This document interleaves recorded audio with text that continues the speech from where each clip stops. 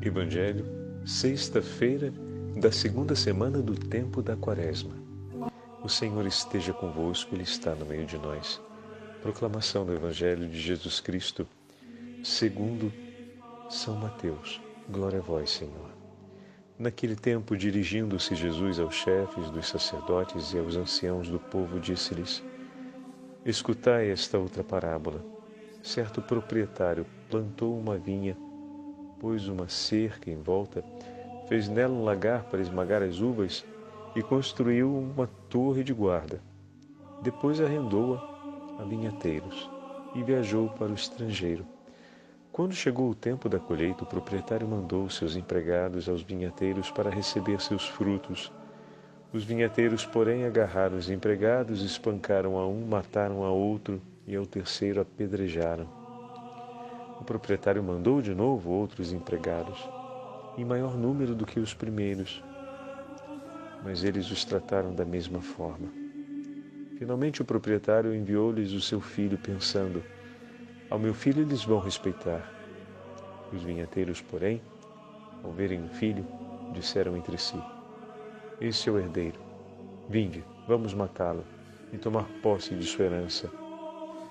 Então agarraram o filho, jogaram-no para fora da vinha e o mataram. Pois bem, quando o dono da vinha voltar, o que fará com esses vinhateiros? Os sumos sacerdotes e os anciãos do povo responderam: Com certeza mandará matar de modo violento esses perversos e arrendará a vinha a outros vinhateiros, que lhe entregarão os frutos no tempo certo. Então Jesus lhes disse: Vós nunca leste nas Escrituras? A pedra que os pedreiros rejeitaram tornou-se agora a pedra angular? Isto foi feito pelo Senhor e é maravilhoso aos nossos olhos.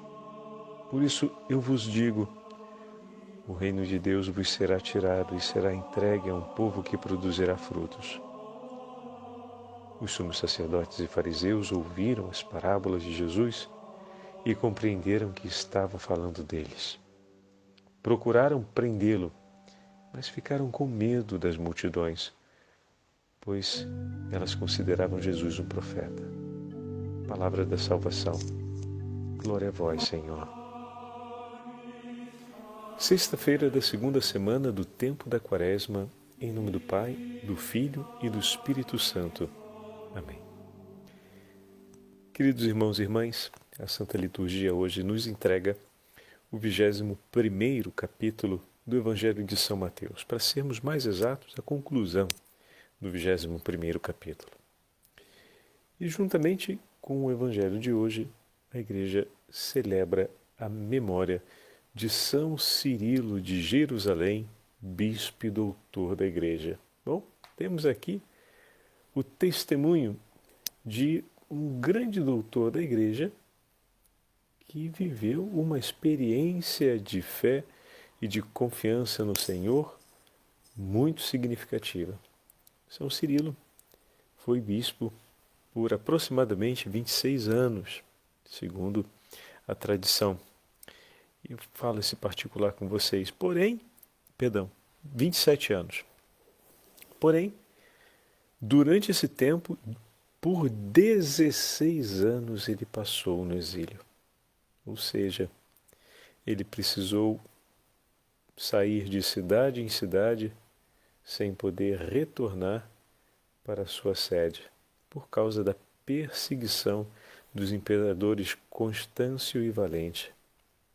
Ele participou do segundo concílio ecumênico de Constantinopla e foi um dos grandes padres da Igreja a combater o pensamento ariano, a heresia que marcou os primeiros séculos da Igreja, e dessa forma defendeu ardorosamente a fé dos apóstolos, aquela que foi transmitida pelos apóstolos.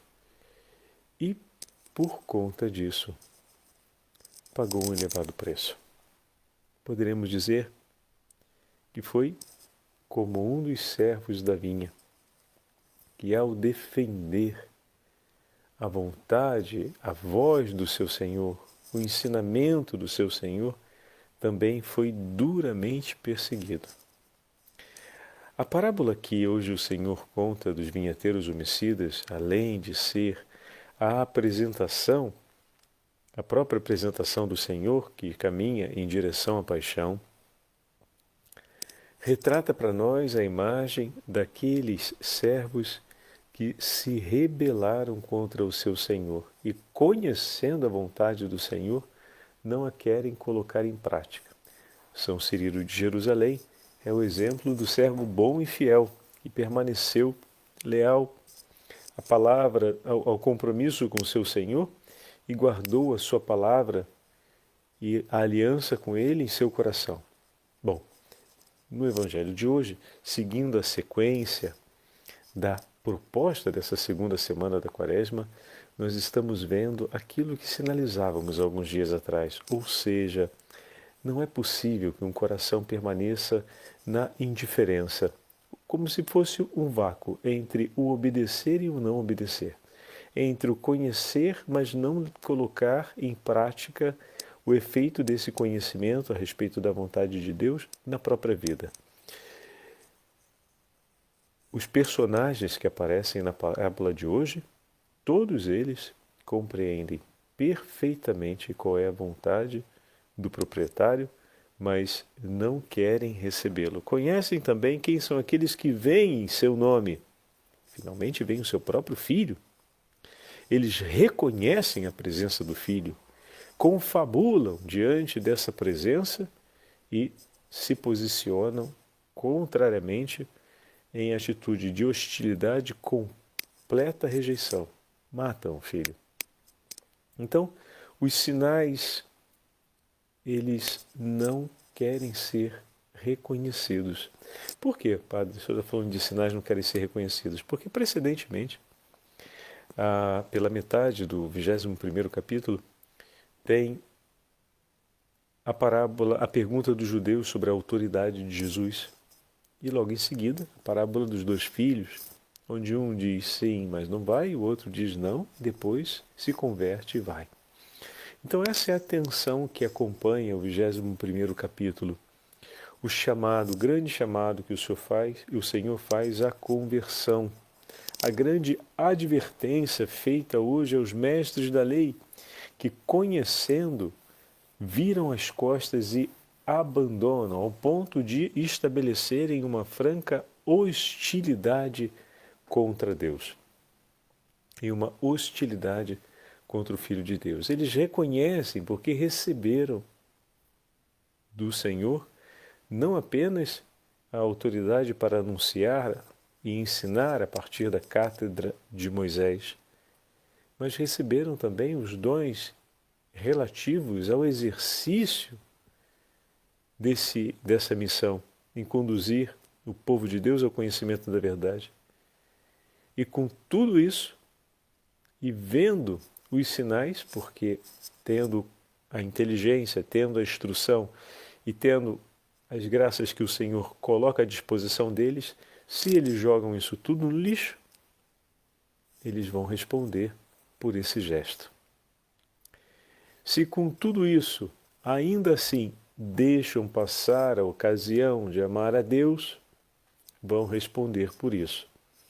Se recordam do Evangelho de ontem, entre o rico e o Lázaro, que nós pontuávamos esse detalhe, né?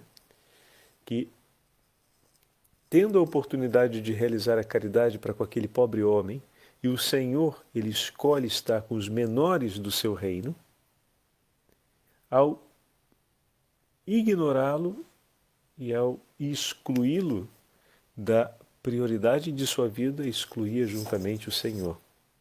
Porque o Senhor está junto com o menor do seu reino. Mas isso não foi uma novidade trazida pelo Senhor Jesus, porque a lei e os profetas já apontavam nessa direção ao falar do coração misericordioso de Deus para com os órfãos, as viúvas, os abandonados, as obras de misericórdia que nós já conhecemos nos livros antigos, nos livros do Antigo Testamento, o chamado a cada uma delas.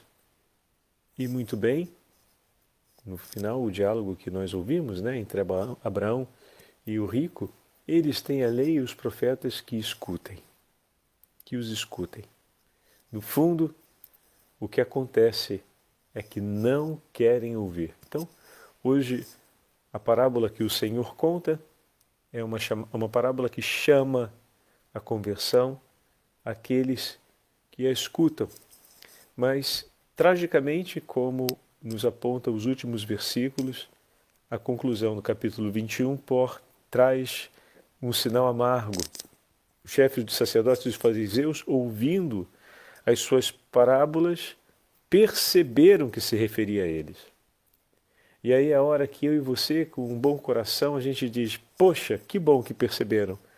Agora eles vão poder cair em si mesmos e vão reconhecer que estão no caminho errado e arrependidos vão buscar servir a Deus com um coração sincero e não mais agir como aqueles vinhateiros. Não, infelizmente não. Ao perceberem que se referia a eles, procuravam então prender Jesus, mas ficaram com medo da multidão, que o considerava como um profeta. Os mais simples compreendem, como Lucas vai dizer, eu te agradeço, Senhor, porque escondestes aos poderosos e ricos e revelastes aos pobres e humildes, mas não que o Senhor escondeu porque teve a intenção de esconder como quem quer realizar um dano ao outro, mas diante dos olhos que se fecharam para a verdade, para a luz que vem de Deus, ou seja, para a sabedoria eterna, Deus permanece escondido. Deus permanece escondido para eles, porque ao fecharem os olhos, não veem. Fecham os olhos sabendo que o Senhor os ilumina. Isso é ainda mais grave. Então, o chamado do Evangelho de hoje nos leva a entendermos que um coração que não se deixa conduzir pelo Senhor, um coração que não se propõe ao itinerário da obediência, um coração que não assume o compromisso com a verdade que está pouco a pouco conhecendo, não fica indiferente no tempo. Ele vai, aos pouquinhos, se orientando até uma posição de hostilidade a Deus. Mas, por outro lado, lendo o Evangelho de hoje e nos colocando no lugar daqueles que o Senhor está admoestando, se o teu coração por um instante sentiu a necessidade de rever a própria vida, se o teu coração, olhando o trágico testemunho desses interlocutores de Jesus de hoje, os príncipes dos sacerdotes, como é que usa? Vamos pegar aqui a expressão certinha. Os chefes dos sacerdotes e os fariseus, que são os interlocutores hoje, vendo se ao ouvirmos essas palavras do Senhor, o nosso coração se comoveu por eles e nutriu a esperança de que, diante dessa compreensão, os seus olhos iriam se abrir. Isso é um bom sinal. É o sinal que o Senhor consegue ainda mover a atenção do teu e do meu coração, para que a gente viva quantas vezes for necessário esse caminho de conversão, mas jamais nos contentemos por estar longe de Deus ou indiferentes às decisões que a vida nos leva a tomar. Como assim, Padre? É a vida que nos leva a tomar? Bom, a vida segue o seu ritmo. Nós temos falado isso essa semana. E durante a vida, não podemos retardar as decisões que são importantes. Na medida em que vamos percebendo o que o Senhor nos mostra e o que o Senhor evidencia como sendo o importante a ser feito, Ali a gente vive a nossa fé, realizando, não deixando para depois. O cristão é aquele que, compreendendo onde Deus está e a direção que ele aponta, segue imediatamente. Aqueles homens do Evangelho de hoje, os interlocutores os interlocutores do proprietário da vinha, né? Os interlocutores do proprietário da vinha, nesse caso, os vinhateiros, a cada vinda dos servos do Senhor, percebiam que o Senhor estava lhes dando a chance de mudar de atitude, ou seja, percebiam a misericórdia dele, porque compreendia o erro que estavam cometendo. Compreendia. Mas não mudavam o propósito de querer usurpar, tomar posse de uma coisa que não era sua.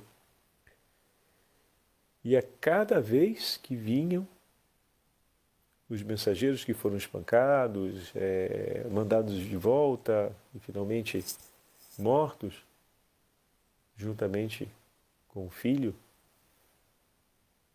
do proprietário da vinha, a cada vez que isso aconteceu, ali o proprietário da vinha deu a chance a eles de escolher de forma diferente. Cada vez que chegava um novo servo, eles eram chamados à consciência do ato que cometeram anteriormente. E eram chamados à consciência também sobre a disposição daquele que foi ofendido pelo ato deles a estabelecer paz por meio de uma aliança na obediência. E eles renunciavam. E eles renovavam a decisão de permanecer na maldade que desejavam. Eles renovavam o ódio e a violência contra aquele que por eles estava oferecendo uma atitude de reconciliação e de misericórdia, porque o que tinham feito anteriormente era grave. Mas se o proprietário da vinha estava ali mandando outro servo, é porque estava disposto a perdoar e agir com misericórdia em favor deles, se eles se convertessem. Ou seja, se eles mudassem de atitude. E isso era claro, e a decisão deles também era claríssima de não querer mudar de atitude, e para tal não apenas renunciaram ao bem que lhes foi anunciado, mas renovaram o compromisso com o mal já praticado e com o ódio precedentemente escolhido. Meu irmão e minha irmã, isso é muito amargo. Até aqueles violentos que estavam ali ouvindo o Senhor contar a parábola, disseram que no dia que o proprietário voltasse, tudo de ruim estava para acontecer contra eles por aquilo que eles fizeram. Até eles compreenderam isso e desejaram isso. Se vê que a resposta é intensa, né? Responderam-lhe: certamente destruirá de maneira horrível esses infames e arrendará a vinha a outros vinhateiros. Eles conseguem compreender toda a maldade e o horror, a gravidade daquelas decisões, ou seja, a gravidade e o horror de rejeitar a misericórdia e o perdão, e não só isso, não querer se emendar e renovar todo o propósito de ódio. Eles reconhecem até isso. E quando o Senhor então os faz entender que falava deles, não vem um pinguinho de arrependimento no coração, não vem uma pontinha de vontade de mudar no coração. Eles entendem e aumentam ainda mais o ódio contra Cristo. Meu Jesus, misericórdia. Misericórdia, Senhor, de tantos corações que são assim. Na sua infinita paciência, tende misericórdia, Senhor, pela sua santa cruz. Tende misericórdia, Senhor. Pelo seu sangue precioso derramado pela salvação dos homens, tende misericórdia, Senhor.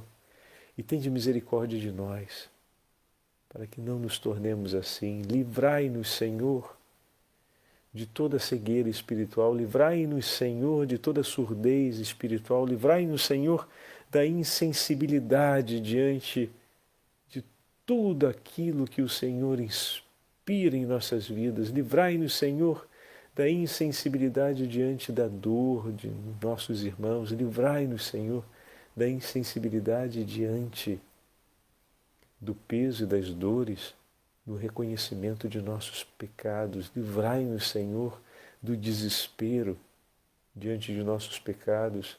Livrai-nos, Senhor, da arrogância, da soberba e do orgulho.